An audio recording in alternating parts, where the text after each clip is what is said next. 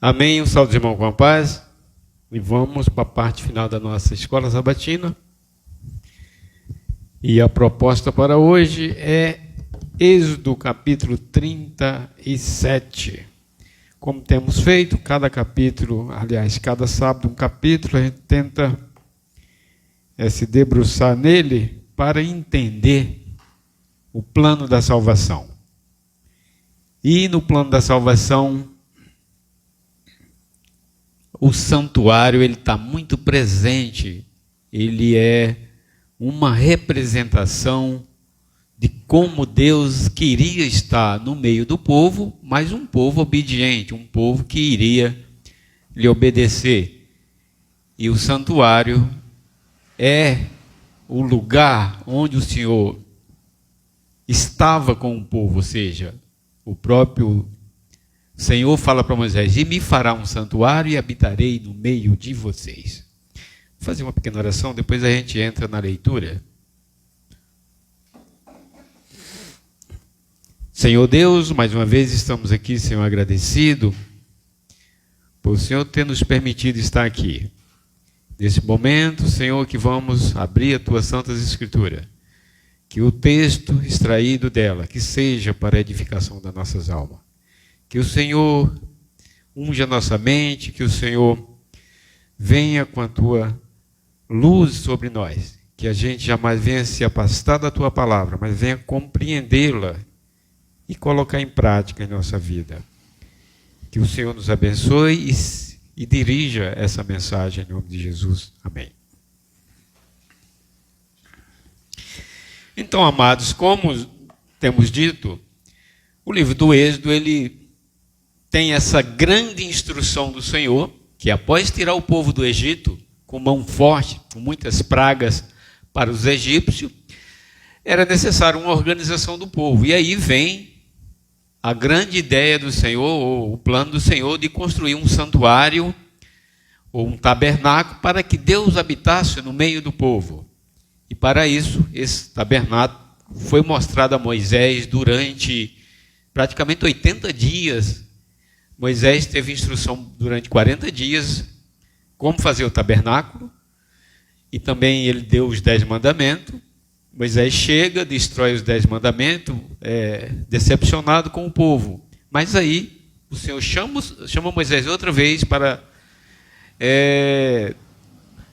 mais uma vez, passar os 10 mandamentos em tábuas de pedra, e ele dá as instruções final para Moisés. As instruções finais se resumem na construção do templo. E aí, é por isso que vocês vêem muitas leituras do Êxodo, do 35 para trás, dando as instruções. E a partir do 35, é as instruções sendo feitas. É a execução do plano. É dizendo, foi feito. Antes façam. E agora já está dizendo, foi feito. É o capítulo 37, só tem mais 2 capítulos. O capítulo 40 é quando se diz que se concluiu tudo que se pediu para se fazer, e o Senhor manda levantar o templo, com todos os materiais que estavam tudo pronto, inclusive todos os mobiliários. Então, para não tomar muito tempo, vamos continuar. É o capítulo 1, aqui aparece Bezalel, que era uma pessoa que o Senhor instruiu, dotou ele de capacidade para trabalhar com pedras preciosas, com metais preciosos, como ouro, prata e bronze. E tem um outro aí, Alioabe, que o Senhor dotou ele para lidar com madeiras, carpintaria e outros detalhes, também para construir o templo. Mas aqui começa com Eliabe, e ele foi instruído a construir o mobiliário, todos os mobiliários. E aqui aparece o primeiro mobiliário que ele construiu, que era também o mais importante. O mobiliário que continha, que guardava os 10 mandamentos. O cajado de Arão florescido, que era tipo uma espécie de milagre que aconteceu, confirmando que Arão era o sacerdote, e um pouco de maná, que o povo tinha colhido no deserto há um tempo atrás, quando o Senhor... o pessoal, na verdade, estava colhendo maná ainda, né? Mas o Senhor separou uma parte e colocou ali. Isso era para colocar dentro da arca. Então, aqui os detalhes, a gente não precisa ler capítulo, versículo a versículo, para não tomar muito tempo, mas a gente sabemos que Bezaleel, diz aqui a palavra, fez também Bezaleel a arca de madeira e de acácia. O seu comprimento era de 2,5 côvados e sua largura de 1,5 côvado. Se você quiser colocar aquela tradução na linguagem de hoje, ela é mais esclarecida. Na linguagem de hoje diz que ele fez a arca, ou seja, 1 côvado quer dizer um braço assim. Quando fala 2 côvado, 1 côvado quer dizer mais ou menos 40 centímetros. É um antebraço nosso. Por isso que essa tradução já dá as medidas traduzidas, né? Bezaleel fez a arca da aliança de madeira de acácia, e a arca media 1,10 m de comprimento por 66 centímetros de altura. 1,10 m, 66 centímetros de altura. Era o tamanho dessa arca. Continuando, era toda de ouro, revestida, era em madeira, mas toda revestida de ouro. Depois a Jovita vai colocar ali uma foto dessas arcas, desses mobiliários, para a gente ter uma ideia. E ela era colocada de uma maneira, foi feita de uma maneira para ser transportada. E por isso que havia argolas dos lados. 4 argolas e 4 varais, aliás, 2 varais, que colocava dentro da argola para quando o templo saísse dali. O tabernáculo do Senhor, como sabemos, ele era móvel, era uma estrutura móvel. Ele não era uma estrutura imóvel, como se acontece hoje. Era uma igreja móvel. Na hora que o Senhor dizia, sai daqui, eles teriam que sair e teriam que desmontar tudo. Não, pode ser aquele que tem várias. Esse aí é o altar do incensário. Vários. Esse altar era também muito importante. Aí, por exemplo, nós estamos falando dessa arca aqui. A Arca da Aliança. Era uma arca toda em ouro, e ela representava o juízo de Deus, representava o próprio Deus ali com o seu caráter. E essa arca, todo dia 10 do 7º mês, o pecado do povo era colocado ali num simbolismo, em sangue. O povo pedia perdão, e quando era no final do dia, Deus vinha com fogo e consumia aquele pouquinho de sangue que estava ali, simbolizando que Deus perdoou o povo. Então, essa era a arca do concerto. Em seguida, o Bezaleel, o candelabro, né? O candelabro era essa peça ali, essa peça com 7 pontas, e cada ponta dessa tinha uma lâmpada. Ela tinha um objetivo de iluminar o ambiente, mas era também um simbolismo do santo sábado do Senhor, 7 dias, e também da luz que é Cristo, os 7 Espíritos de Deus, tudo ligado ao número 7. Ele simbolizava isso dentro do santuário. Ainda dentro do santuário, nós temos o altar do incenso. O altar do incenso é esse aqui. Ele era um altar 40 por 40, não era grande, e o objetivo dele era queimar incenso, ou seja, tinha ali um incenso criado, que o Deus mandou, a receita, era um perfume, uma essência que era queimada ali, uma essência única, que representava a adoração do povo no templo. Ali tinha uma fumacinha que saía o tempo inteiro, representando a adoração, as orações do povo. Esse incenso era único, era uma receita única, ninguém poderia fazer esse incenso para usar. era uma maneira única, invariável. Representava também a unidade do povo, ou seja, esse incenso. Ou seja, representava que as pessoas seguiam a Deus de uma mesma maneira. Não tinha variação. Era o simbolismo desse incenso, ou seja, não varia. Deus aceita assim. Por isso que, assim, no nosso dia a dia, a gente vê muitas maneiras de seguir ao Senhor. E alguém distorce um pouco a Bíblia, aqui ou ali, para se adequar à sua maneira de ser, né, e querer seguir a Deus. Mas esse incenso, ele é tipo uma repreensão. Olha, esse incenso está representando uma maneira única de servir a Deus. Não pode ter variações. Você não pode oferecer 2 incensos ao Senhor, né? Você tem que mostrar uma maneira de servir ao Senhor e aquele incenso leve ao Senhor. Se você buscar variações de seguir o Senhor, maneiras diferentes, desunião, um do jeito ou de outro, esse incenso pode não subir. As nossas orações podem não entrar naquele incenso. Era um simbolismo disso, das nossas orações única de uma maneira, sem muitas variações, ou sem variações. Né? Nós podemos ter pensamentos diferentes, mas não podemos variar a maneira de seguir o Senhor. Hoje eu vou obedecer ao sábado, amanhã eu vou para o domingo, outro dia eu não vou para dia nenhum, vou fazer uma corrente. Não, a gente tem que ter uma maneira única, porque o Senhor é único e Ele é invariável.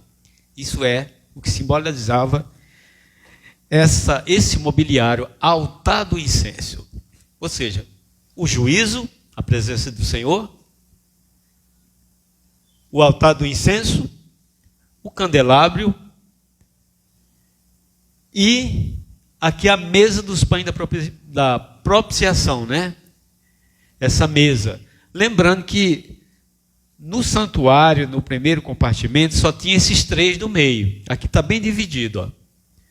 Esse ali só era utilizado uma vez por ano, é como se ele estivesse atrás dessa cortina, só uma vez por ano o sacerdote poderia ir lá, isso tudo tem um simbolismo. Esses mobiliários era no meio do altar, ou seja, aqui, e esses 2 eram lá na ponta. Exatamente, era a mesa, a bacia onde se lavava, e o altar do holocausto, que era um mobiliário grande, né? Ele tinha 2 metros e pouco no total, porque aqui era onde a pessoa queimava, fazia o sacrifício do holocausto, para perdão de pecado. E o que simbolizava, naquela época, esses mobiliários? Para a gente fazer na linha do tempo, o que é o nosso dia a dia com Deus, como que a gente se aproxima de Deus, a gente poderia dizer que esse mobiliário aqui, sendo o primeiro mobiliário que você encontrava ao chegar no tabernáculo, ele ficava no quintal, ou seja, na frente, né? Esse era como o mobiliário, o altar do holocausto, o local onde a gente chegava com o nosso arrependimento. Quando a gente se aproxima de Deus, primeiro vem a conversão, né? O arrependimento. E esse altar, ele simbolizava isso, o arrependimento do povo. O pessoal pecava, chegava com o seu arrependimento aqui. Em seguida, ao seu arrependimento, em um simbolismo de batismo, sabemos que tinha também lá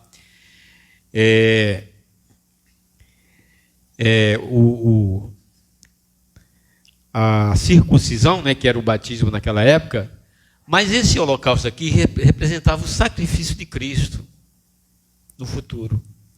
Essa bacia simbolizava tipo o batismo no futuro, que já acontece nos dias de hoje, né, após Cristo.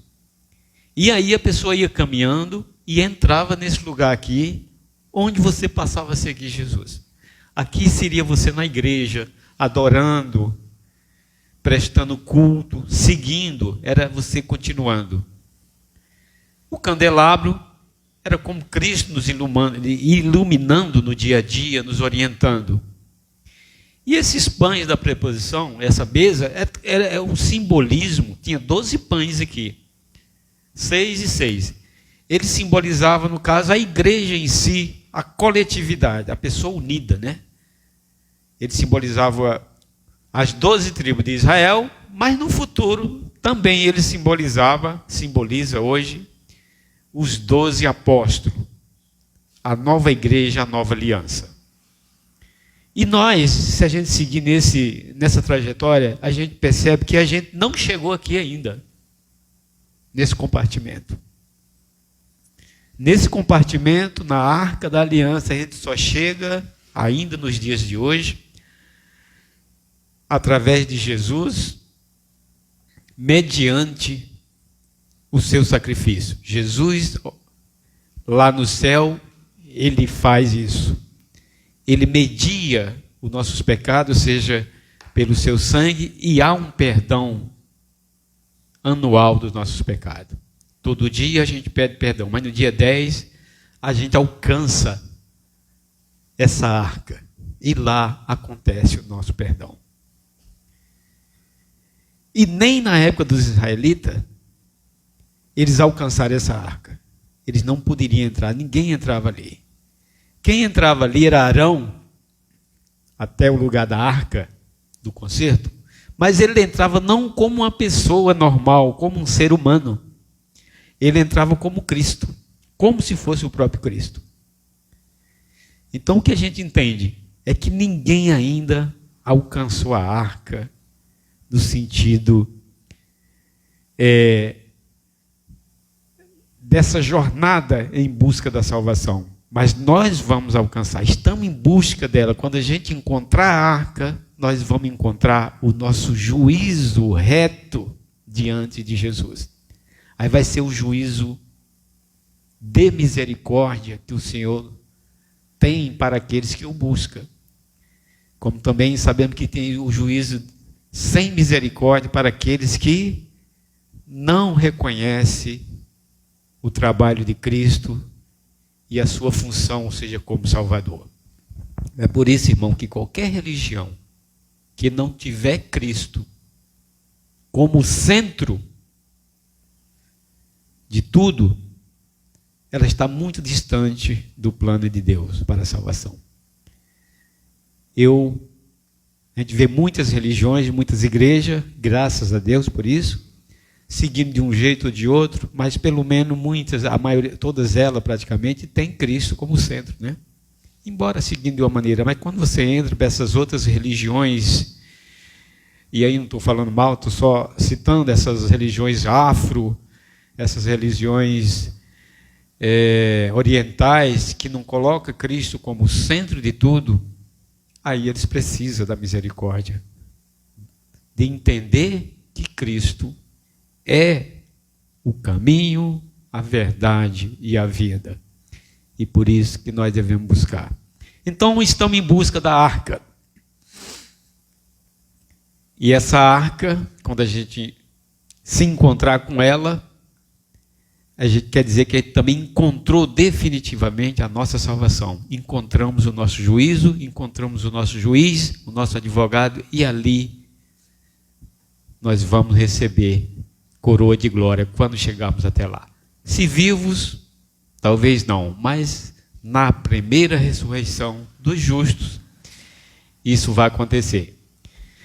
Então, amados, é isso, que Deus nos abençoe e nos guarde, que a gente jamais venha ter dúvida de que existe um Deus à nossa frente, existe um Deus mantedor de tudo isso, e essa terra é passageira, isso aqui passa como diz a palavra, é como uma flor, né? De manhã está bonitinha, mas quando é à tarde já começa a murchar. É a nossa situação. Mas existe esperança para quem tem Cristo no coração, para quem tem Cristo como guia, como luz, enfim, como Salvador. Que Deus nos abençoe e nos guarde, que a gente venha a cada dia se aperfeiçoar e não fazer como lemos aqui a palavra do Isaías, né? Isaías não, Jeremias 39, que narra a história de Zedequias, um rei que amontoou pecado sobre pecado, e o Senhor veio e o castigou e tirou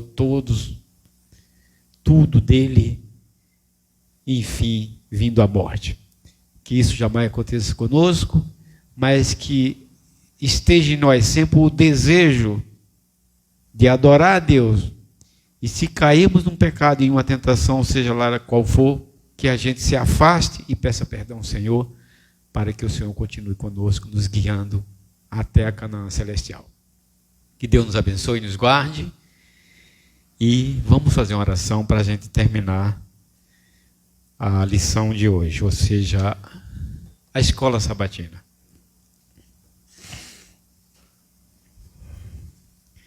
Senhor Deus, poderoso e Criador, mais uma vez estamos aqui, Senhor, na Tua casa de oração, e nesse momento que finalizamos a escola sabatina. Estamos agradecidos, Senhor. Agradecidos porque o Senhor tem usado do Espírito Santo para nos orientar e estar aqui. Nada é feito se o Senhor não conceder a graça e nos orientar.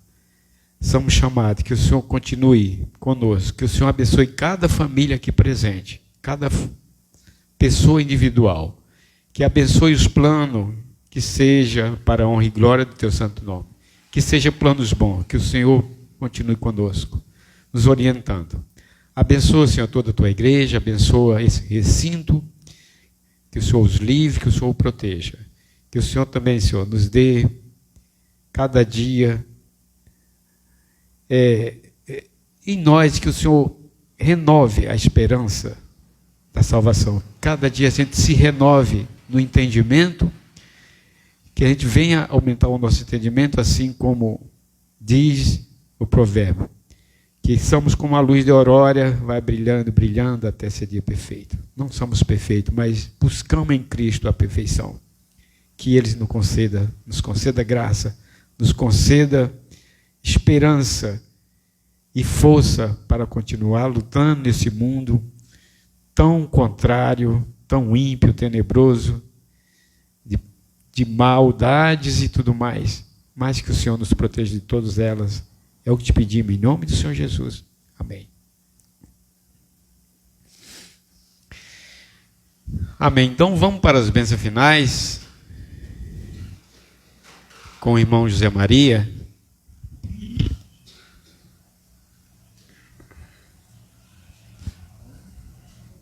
Obrigado, Senhor, que nos abençoa, nos guarda, dê o Teu Espírito e nos ilumina nesse sábado, Senhor, para continuar na Sua presença, em nome de Jesus. Amém.